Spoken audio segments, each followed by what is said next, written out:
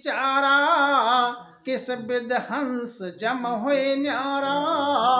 तो संसार में जो ज्ञान है क्या है? धरणी ध्यान धर्म लग लूटे। ऊपर साख में भी बताया महाराज ने, जो धरा हुआ ज्ञान है, जो वेद का ज्ञान है, यहाँ तक तो जीव जो है वो छूटेगा नहीं काल के दावा से, जम के फंदे से।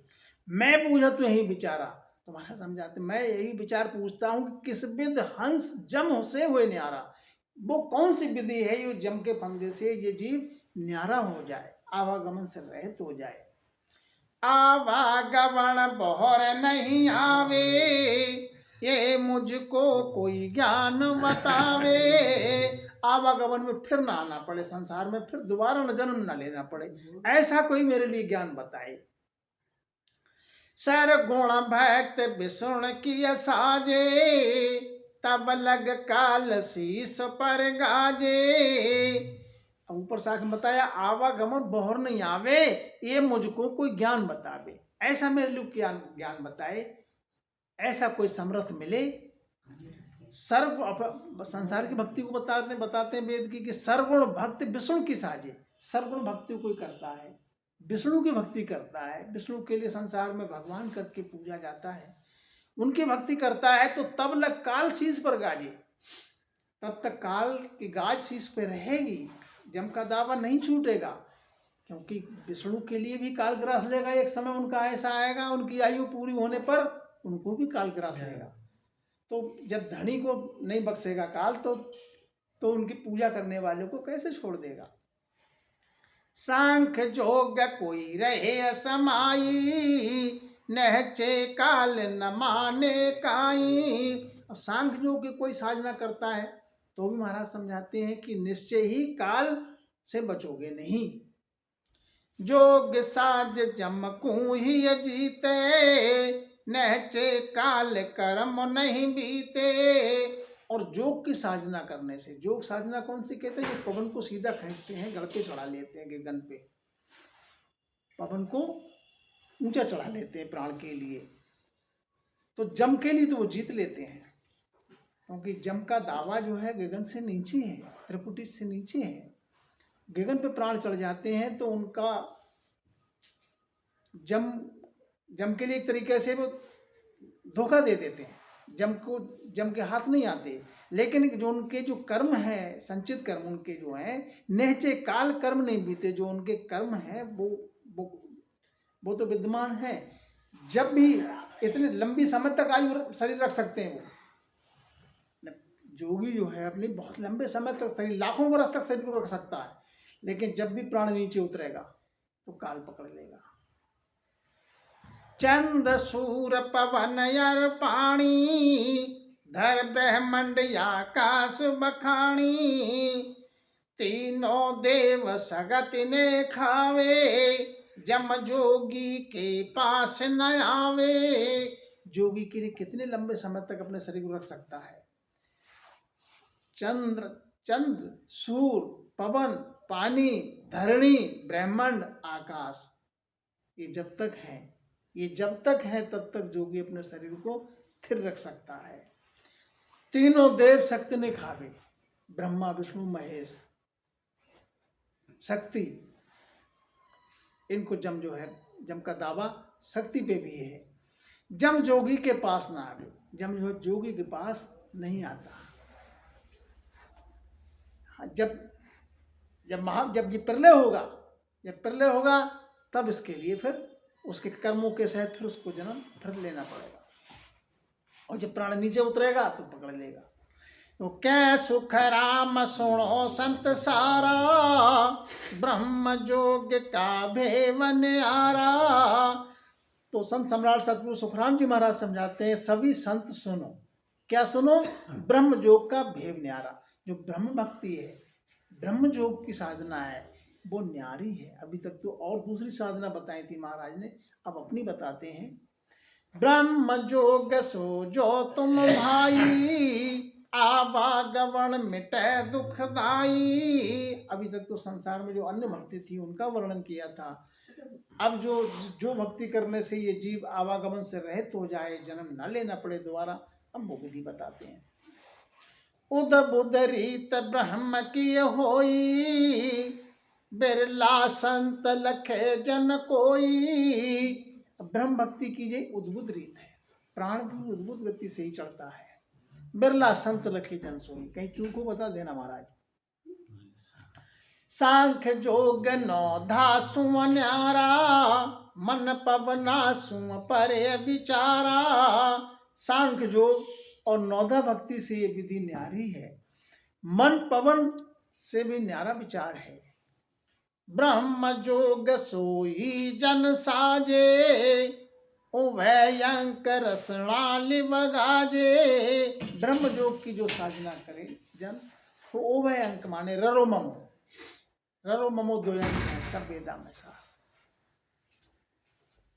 तो सहजा सजे ध्यान धुन सारा, रटना नाम जिभ्या विस्तारा। इस प्रकार से सतगुरु विधि से जो भजन करे, राम नाम की रटन करे, रटना नाम जिभ्या विस्तारा, तो आगे विस्तार होता चला जाता है। साजन सोच एक नहीं राखे, निस दिन नाम केवल भाखे। सोच किसी प्रकार का न रखे, अपनी साधना जो विधि बताई सतगुरु महाराज से जो विधि मिली उसको साधना करे, सोच किसी प्रकार का विचार न करे। निस दिन नाम न केवल भाखे। निस दिन माने हाँ, दो बातें हैं इसमें। निस दिन क्या है, एक तो रात दिन के लिए कहते हैं निस दिन, और एक निस दिन कहते हैं अपने श्वास उश्वास, इसमें भी इसको एक निस है एक दिन है। माने जो ठंडी श्वास अंदर को जा रही है वो निस है, ठंडी है, और जो बाहर को जो इस पे बोल रहे हैं जो बाहर को जा रही है वो गर्म है, वो सूर्य है, वो सूर्य नाड़ी है, ये चंद्र नाड़ी अंदर के लिए श्वास जाती है। तो उन पे क्या है, सांस उश्वास। निस दिन माने सांस उश्वास पे भजन करना। दूसरा अर्थ ये है कि निस दिन माने प्रतिदिन, प्रतिदिन या निस दिन का दिन रात कहा जाता है। रटत रटत रसना लिव लागी, मन सो पवन सुरत सो जागी। अब सतगुरु विधि से जो भजन करने रटन किया जिभ्या से, तो क्या है, रसना से लिव लग गई, लिव लग गई तो मन सो पवन।